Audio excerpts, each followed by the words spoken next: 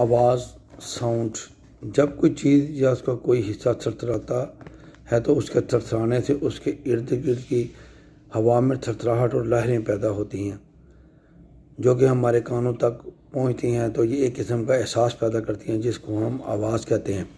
آوازوں کا اختلاف، مختلف افراد میں آواز کی بلندی، پستی اور مدت مختلف ہوا کرتی ہے۔ عورتوں کی آواز مردوں سے زیادہ نرم ہوتی ہے، چونکہ مردوں کی آواز کی ڈوریاں عورتوں کی آواز کی ڈوریوں سے زیادہ لمبی ہوتی ہیں، اس لیے عورتوں کی دھیمی آواز کی اونچائی مردوں کی دھیمی آواز سے بلند ہوتی ہے۔ نیز عورتوں کی آواز نرم اس لیے ہوتی ہے کہ عورتوں کے حنجرے کی دیواروں کی ساخت مرد کے حنجرے کی دیوار کی ساخت سے نرم اور مختلف ہوتی ہے۔ علاوہ ازیں مردوں اور عورتوں میں حنجرے کی شکل بھی مختلف ہوتی ہے۔ عورتوں کا حنجرہ مردوں کے حنجرے کی نسبت تنگ ہوتا ہے۔ مردوں کے حنجرے کا اگلا زاویہ نمایاں ہوتا ہے۔ بچوں کا حنجرہ عورتوں سے مشابہ ہوتا ہے کیونکہ ان میں بلوغت سے پہلے آواز کی ڈوریاں عورتوں کی طرح چھوٹی ہوتی ہیں۔ یہی وجہ ہے کہ گاتے وقت بچوں کی آواز عورتوں سے ملتی جلتی ہے، لیکن ان کی آواز کسی قدر قوی ہوتی ہے۔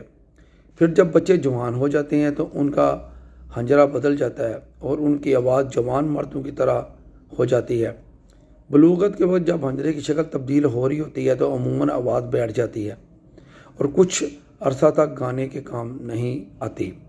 پھر جب کثرت استعمال سے نئی صورت پیدا ہوتی ہے تو آواز صاف ہو جاتی ہے، تو اس میں گانے کی قدرت پیدا ہو جاتی ہے۔ اس کے علاوہ اگر بلوغت سے پہلے خصیے نکال دیے جائیں تو یہ تبدیلی واقع نہیں ہوتی۔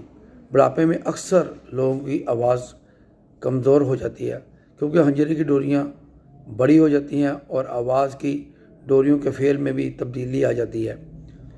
ان کی آواز کانپتی ہوئی ہوتی ہے کیونکہ ان کے اعصاب اور عضلات کمزور ہو جاتے ہیں۔